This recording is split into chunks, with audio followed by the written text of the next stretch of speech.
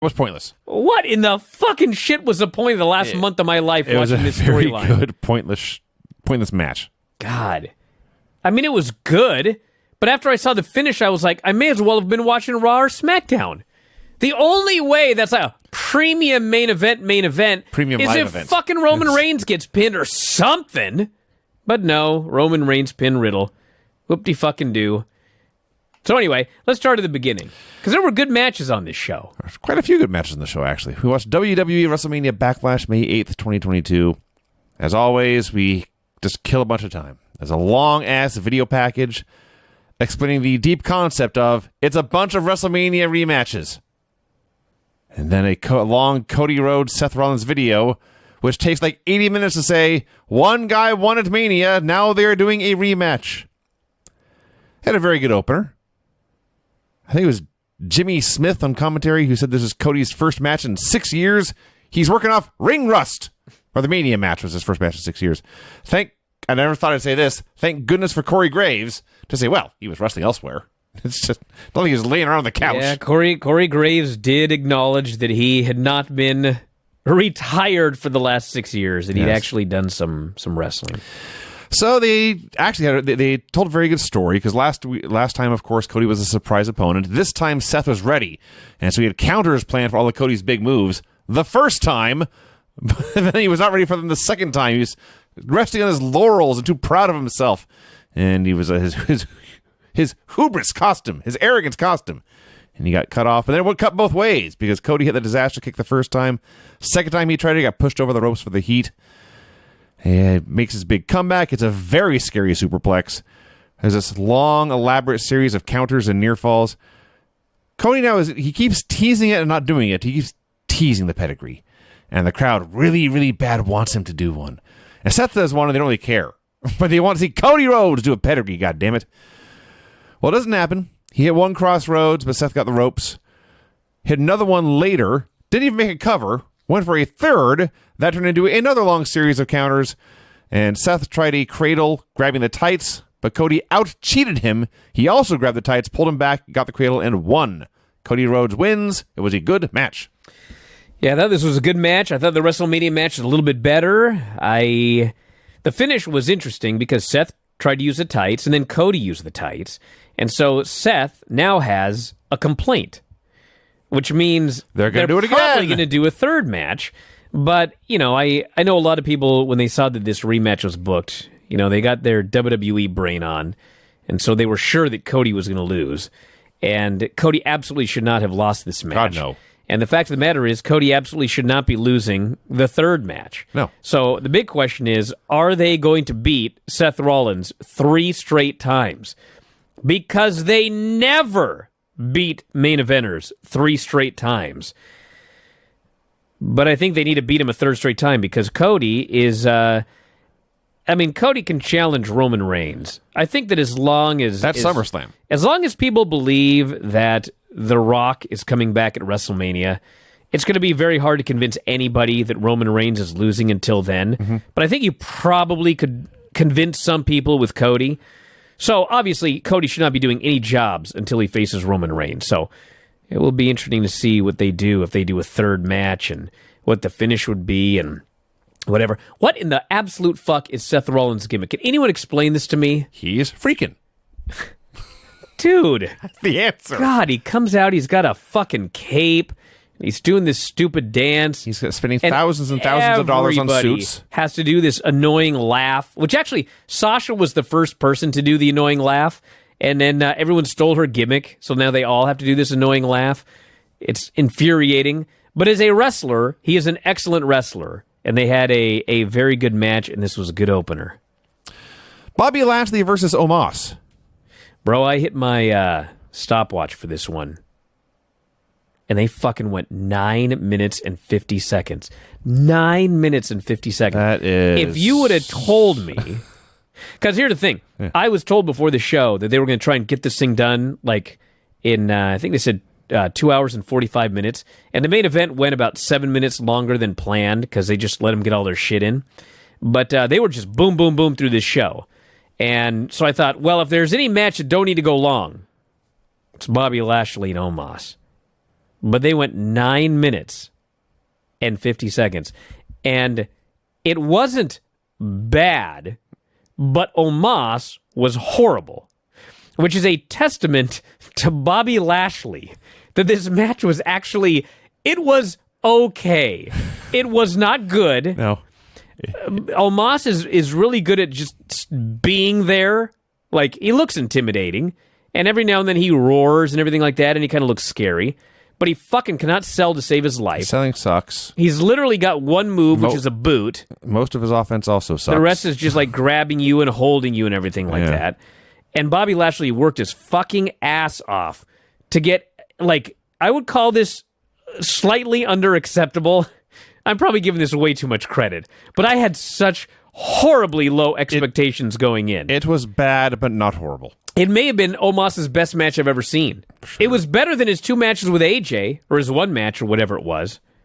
But, yeah. So he's so bad. I watched Kevin Nash on the Steve Austin show, the podcast show on the network. He noted that lately he has been working with WWE, training Omos. No. Yeah. So if you're wondering why Omos' only move is the snake eyes and the big boot, it's because he's training with Kevin Nash. Bro, you don't tell people that until the guy gets better. You know what I'm saying? Yes. Why the fuck would you tell anybody that now? I don't know. God. So, imagine taking credit for Omos' performance in this fucking match. Yeah. As noted, his selling is horrible. His offense is much better. He whips guys across the ring and tiptoes at them. And he can't really brawl at all. He's got a pretty good roar. I wouldn't mess with this 7'4" monster, whatever he is, when he was roaring like that. But as far as having a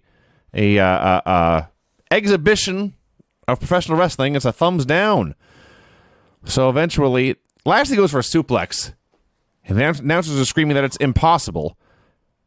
I could have sworn he did one at WrestleMania. I'm not sure he did. I could have sworn he did some throw to the monster at some point.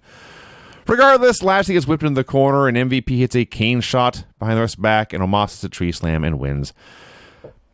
If this had gone 2 minutes, it would have been totally fine. It did not need to go 9:50. No, it didn't, but god damn it. If this Omos is going to get any better, he's got to put in time. And they put in time, and it was acceptable. So, I would go as far as say it was acceptable. I accepted this. It's improved throughout this review. Yes. You're turning the corner on it as we talk about it. Not really, not so much. I mean, I cannot Before you said it was not tolerable. How bad Omos is. Yes. So I was really impressed with Lashley. That's my point. All right. Edge versus AJ Styles. So AJ's got the bad shoulder. Edge is working over it. AJ makes the one-armed comeback. Can't even do the pose for the Styles Clash. He grabs AJ's head and throws it between his legs and lifts just the one arm in the crucifix pose. Edge cuts him off with a palm strike to the shoulder. Corey Graves says this is not necessarily legal. It's 100% legal. You can throw palm strikes to the body, to the torso. It's allowed. A turnbuckle gets exposed, and then Edge immediately goes into it. AJ finally finds a way to use the ropes to hit a Styles Clash, but it only gets 2. And the key here is that Damian Priest was banned from ringside. So Damian Priest comes out, draws a line on the floor in the aisle, and says, I am not at ringside. I am in the aisle. God, I was ranting about this on fucking Twitter, and first people go, well, he wasn't actually at ringside, he was in the aisle. And I was like, he was in the fucking ring. Then they're like, well, Finn Balor came down and threw him in the ring. Well, he wouldn't have got thrown in the fucking ring if he wasn't at ringside. And I would say the deal breaker in this argument, and why I'm right, is because even the fucking announcers were like, bro, I know he says he's not at ringside, but this is semantics. That's what the fucking announcer said. They said it was semantics, that he wasn't at ringside. Meaning, what the fuck is this guy doing out here? And then, yes, he's in the ring brawling with Finn Balor, and the referee's going like this, but she's letting it go. Yeah. Which, of course, allows a hooded figure. A masked person. Yes. Emerges from under the ring, snaps AJ's arm on the ropes. Edge hooks a crossface. There's a bit of a struggle. And Edge turns into a sleeper with a crossface. AJ goes out. Edge wins. This match was acceptable with a goofy finish. I would go as far as say it was a good match, and I got a lot of blowback on Twitter for that one because people said, I was bored. It was boring. Dude, their Mania match was boring. Listen. This was fine. Here's the thing. There's a difference between, like, a good match, a great match, an excellent match, a potential match of the year, et cetera, okay? If you thought the match was boring, that's fine. But it's AJ and Edge, and, like, how can you watch this match and think it wasn't, like, they were good? They were good in this match. Was it the match of the night? No, of course not. Was the finish stupid? Yes. And also, you know, I was watched WWE, and it's like, you know, when we watch AEW, I come up with all sorts of ideas for angles, and maybe half the time they do what I was thinking, and the other half they don't. And sometimes, you know, it's like we saw the one this week with Julia Hart. I mean, that was a rare. They didn't do what I was thinking, and it was 1,000 times worse. Right. Sometimes they don't do what I'm thinking, and it's good. It's like, okay, well, that's fine. It wasn't what I was thinking, but it was good. WWE is just always, I always think of something, and it's not even complicated. It's just so easy.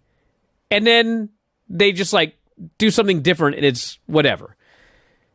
This hooded figure came out, and I knew immediately who it was.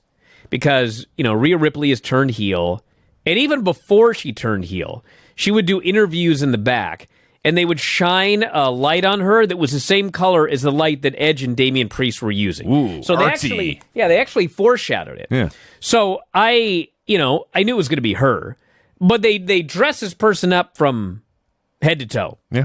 So the announcers were like, they kept saying like he or he's getting in the ring or whatever. They wanted you to think it was a guy, and then it was going to be the big reveal that it was Rhea. And she's getting in the ring, and she's got all this stuff on, and then they do the finish, and then she rolls out of the ring. I thought, fuck, you could easily drag this out for at least a few weeks. You could have. Here's the hooded person again. Who is this guy? And the guy, you know, he keeps saying it's a guy. The guy keeps interfering or whatever. And then finally, you build it up for a few fucking weeks. What the fuck happened to building shit up? You build it up for a few weeks, and then it's Rhea Ripley. The place, then they got to pop here, obviously. But if you would have built this up for a few weeks with this person, this fella interfering repeatedly, and then finally they pull off the hood and it's Rhea Ripley. You can even do teases about, you know, maybe it's this person or that person. It would have been, they would have got the exact same result, and it would have gotten a bigger pop, and it would have been fun because they would have built it up for a while. But no, the hooded person appears, and like 2 minutes later, they revealed it. Whatever. Who cares? If this was real, and Edge went to Rhea Ripley and recruited her, or she went to Edge and pledged allegiance or whatever, and I said, okay, here's the idea. I'll fight an AJ on Sunday, and when it's time, you're going to interfere, screw him, and I'll win. And she says, great. And Edge says, also, you're going to wear a mask. And she says, why? He says, well, no one will know who you are. And she says, I don't care if people know who I am. And so, why did she have the mask on? Why was she hiding her identity only to willingly reveal it 2 minutes later? I don't know. What did this accomplish? A very, very, very short-term surprise. One of the shortest, honestly. I got something for Christmas. 3 weeks early. Mm-hmm. Just open it now. Yeah. Ronda Rousey versus Charlotte Flair in an I Quit match. This match was great. This match was fucking great. Great. Do you understand? Great. Mostly because I think they decided we're going to just beat the shit out of Yeah. and we're going to kill each other. Dude, that bell rings. There, as soon as they go at it, it's barely in control. There is an element of danger that you rarely see in any pro wrestling, especially World Wrestling Entertainment, where I'm actually like fearing something may go wrong at any point. And actually, something almost did. Right at the very beginning. Charlotte gave her a fucking German, and Ronda goes up. And a lot of guys, The Rock did this like 25 years ago. They get lifted up for like the back suplex, and they hold onto the back of their head to keep their chin tucked. So Charlotte grabs her, and Ronda grabs the back of her head to keep her chin tucked. But Charlotte lifts her so high that Ronda goes, ah! And she fucking lands right on top. I thought she was dead. Head and shoulder and all sorts of bad things. Oh my God. Yes. It was so brutal. So, and then she got a kendo stick later and got a receipt. Funny how it worked out. So they're fighting all over the place. They're brawling at ringside. They brawl up to the top of the stage and have a kendo stick fight. And Charlotte goes backstage, but emerges with 2 kendo sticks. And she tries to use them both at the same time, and it's kind of goofy and silly. But then Ronda gets her hands on the 2 kendo sticks, and she actually can dual wield, so it looked better when she had them. It saved things. They're fighting at ringside. They're just yanking cameras off cameramen and tossing them at each other. They're fighting in the crowd, and there's a guy in a very fitting American Glutton T-shirt cheering him on. They're out there doing a powerbomb into the barricade, fighting on the floor.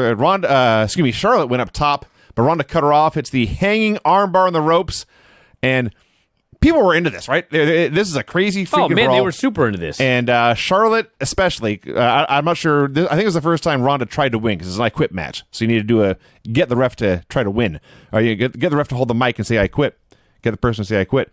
And it's funny. The first time was like 2 minutes in, and Charlotte just pushes Ronda down and asks the ref to see if she quits. And Ronda says no. I laughed so hard at that. So this is the first time Ronda's trying to win, and Charlotte's hanging upside down on the ropes. Ronda's hanging upside down, tearing the arm out of his socket. Charlotte is screaming in agony, and this crowd got very uncomfortable.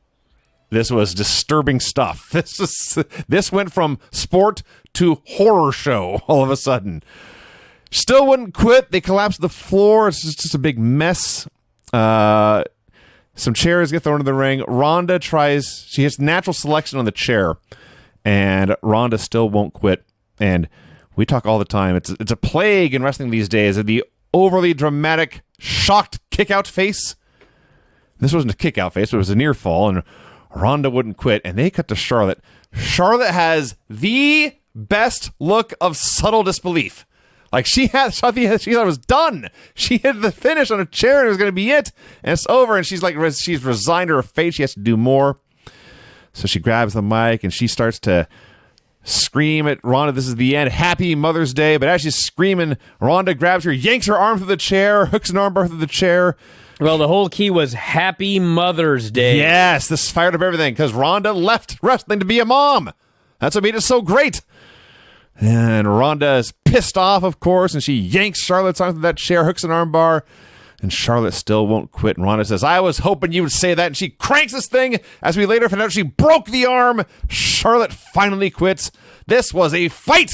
It was awesome. Dude, this was awesome. This was Ronda's best match since she's come back. It was Charlotte's best match in forever. And, they've had just enough stuff on television where it can be somewhat believable that they're not shooting on each other, obviously, but, getting dropped on the head and then hitting her as hard as she fucking broke those kendo sticks. And I don't know if you guys know anything about getting hit by a fucking kendo stick, but we've been hit with mini kendo sticks working for Tim Flowers, and those fucking things hurt.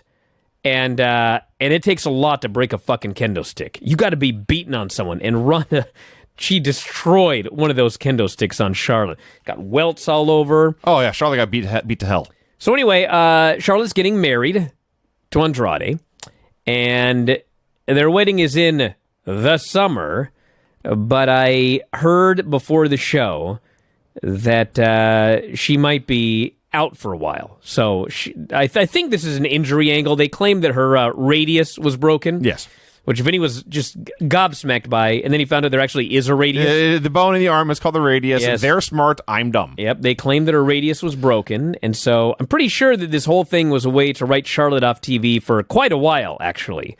And so Ronda won the title, and Charlotte's going to get married, and watch her show up on Raw anyway, but she shouldn't. She should just be out for a while.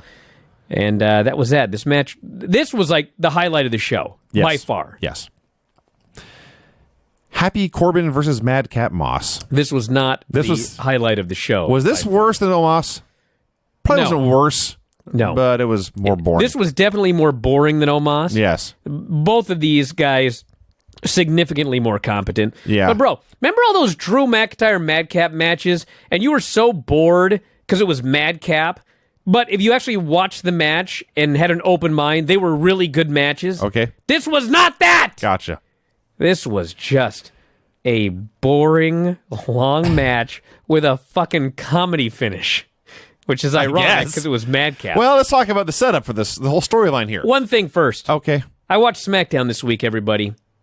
I know a lot of you probably don't watch SmackDown, but Madcap turned babyface, and his heel gimmick was to tell bad jokes, okay? So, when you turn babyface, I mean, what they should have done is he should have just become a Riddick Moss, get rid of the fucking suspenders, get rid of the stupid gimmick. No. Now he still tells jokes, but he tells jokes about, Happy, for example, Happy Corbin. He's Doink, I guess. So the only way to make this work is the jokes have to be, really good. Yeah. They're fucking atrocious. No, yes. They're so not funny, and the crowd is just dead as he's telling these stupid jokes, and they turn up the pop, and then they turn it down, but, nobody's laughing at these dumb fucking jokes. Fucking killing Madcap. And then he comes out and has this boring fucking match, so I don't have high hopes for this poor guy, and he's very talented. So the gimmick was you had a guy who called himself Happy and a guy who called himself Madcap. Their team was the Happy People, the Happy Folk, whatever it is, because they liked the bad jokes. Things went south. They had a violent breakup, and here they're going to fight. But they are still calling themselves Happy and Madcap. And the one dude's wrestling in a Hawaiian shirt. The other dude's wrestling in suspenders and brown loafers or something. And they get in there, and when they wrestled, this match was probably 10 minutes with 2 minutes of wrestling, and those 2 minutes of wrestling were very good. And I don't know if you were you left the room briefly, but they were talking, in fact, Brian, about how fast Madcap Moss is. And he's very fast. They did not mention running the rope specifically, but they talked about his explosiveness. And he is, and it does. If you watch him, you can tell. But for the most part, it was Happy Corbin putting him in a hold and lying there. And lying there. And lying there. And Madcap would escape, and Corbin would go to a different hold and lie there. And lie there. And lie there. The highlight of this match by leaps and bounds was when Pat McAfee on commentary is talking about how dominant Corbin is, and he says, look at him. He's like a big dog. Then he realizes that's Roman Reigns' nickname and tries to backtrack it. Michael Cole's busting a gut laughing at him. Bro, that was the best part of the match by far. The real best part was there's a fan dressed as the fucking Fiend in the front row. Yes. And he's just calling the match, and all of a sudden he goes, is that the Fiend in the front row? And I was like, this guy's going to fucking get it. And you mentioned a guy who's fired. He's fired. He's out of the company. And you bring up the fucking Fiend. So anyway. So after all this, we're, 30, 40 minutes in. We're getting dramatic WrestleMania near falls and shocked kick-out faces in a match that absolutely does not need them. And then Madcap Moss is running at him. And Happy Corbin ducks. And Madcap Moss jumps and flies over him into a sunset flip. He sure did. And he holds his shoulders down, and the referee counts to 3. Can somebody find me the last time somebody was beaten by a sunset fucking flip in WWE? In World Wrestling Entertainment, a match that ended on a clean finish via sunset flip. Even 1992, when Bret Hart and the Bulldog, the sunset flip was reversed for the finish. Exactly right. I recall the Young Stallions did a sunset. So it'll be late 80s. So it may have been 35 years since this has happened. So if it's more recent, please, I'd love to be corrected, but it's been a long time. Sunset flip. And that was the finish. I liked it. It's ridiculous, but I liked it. It's good to get over a random move every now and then. It was a very good sunset flip. Yes, it was a nice sunset flip, and now, maybe they'll get some pops on a sunset flip here and there. Probably not, but, Main event, the bloodline of Roman Reigns and the Usos versus RK Bro and Drew McIntyre. Dude, finish aside, this was an excellent 6-man tag. They worked their asses off, and it was really good. I want to talk about the 2 negatives before we get to the good part of the match. And one of them isn't even the fault of anyone involved. I'll start talking about that one first. If you need to know anything about television production and commentary on World Wrestling Entertainment television shows, the peak, the pinnacle, the defining moment happened in the middle of this match. Roman Reigns is a very dominant world champion. Drew McIntyre, at the time, I guess still, seems like the most likely guy to challenge him next. It would be a big, big, big effing deal if Drew McIntyre were to hit his finish, the Claymore kick, on this dominant champion. So Roman's got the heat on Drew for a while, and he's so confident, he brings in both of his belts to hold him over his head and to remind us all he's dominant world champion. And then he finally turns around, and Drew is there to boot him right in the face with his kick. That sounds awesome. Now, I've described what I think happened, because the camera cut in the middle of all this, and it's very unclear what actually happened. And if you think I am making this up... Actually, I go ahead, but I actually disagree. All right. But go ahead. I'll finish my point shortly. If you think I am making this up, if you think I am exaggerating, I will give you the words. I should have written down the quote. I will tell you, Michael Cole, the voice of the WWE for decades, lead play-by-play announcer, whose job it is to describe what is happening in the ring and explain the significance of this to you, the fans at home, has to ask, did Drew McIntyre just hit the Claymore? He wasn't sure. Even though it happened in the middle of the ring, it camera cut in the middle of the move, it wasn't at all clear what happened. Roman was on his feet, Drew ran at him, Roman was on the ground. What's in the middle? Fill in the blank. I don't know. Well, my disagreement, Vinny, is that, yes, the camera did cut in the middle of the move, but it was in the middle of the move. So, in fact, I did see the last part of the move, which was Drew, his boot hitting Roman and then taking the bump. And my argument was, yes, that was a fucking Claymore. What the fuck did you think that was, Cole? He's at ringside, brother. I know he's watching on a monitor, but... yes, it was the Claymore kick that Drew flew in with one foot, hit the guy in the face, and landed on his back. That was the Claymore. Cole. So that's comment one. Comment two. If you haven't watched this match, you want to go back and watch the show, and I really recommend you should watch this match. It's very good. But you need to fast forward the first part of this. They get the heat on Riddle for like an hour. Time passes. I can feel my beard growing. Empires are rising and falling. In the Amazon rainforest, species evolved, then died off. And finally, there's a hot tag to Drew. But Jesus, this took forever. Once there's that hot tag to Drew, the match actually starts, then it's just awesome. But I was so fucking bored for the first portion of this. But again, after that point, it got great. Everyone's running wild. All the baby faces got a chance to shine one by one in this match. Orton's in there, RKOing everyone. There's a point where Roman Reigns appears to be hitting with a Superman punch out of nowhere, but Randy sees it come and hits the RKO out of nowhere. I should mention, by the way, this crowd loved Randy Orton. He's probably the biggest babyface in the entire show. So if had he pinned Roman at some point, they would have loved that as well. Orton runs wild. Riddle runs wild. Roman catches Orton with a Superman punch off the stairs and the floor, so he finally got that Superman punch in. They tease, in fact, they deliver. Drew is put through the table. This starts a parade of dives. It's left with Riddle and one of the Usos in the ring, and Riddle hits an avalanche RKO, but in the process, Roman tags himself in, and Riddle hits this RKO, and he stands up, and Roman spears him and pins him. Yeah. As noted, pointless. I know I'm going to have to hear this shit. Oh, why don't you get the... Bros, listen. Someone needs to pin Roman. That's it. No one believes anyone in this company is beating Roman Reigns. At least have some... It could have been Randy Orton. Randy Orton's super over. Randy Orton versus Roman Reigns for the unified titles. Perfectly fine main event. But then he should have pinned Roman Reigns. Same with Drew McIntyre. They just couldn't do it. Roman Reigns. I was so baffled when the show was over.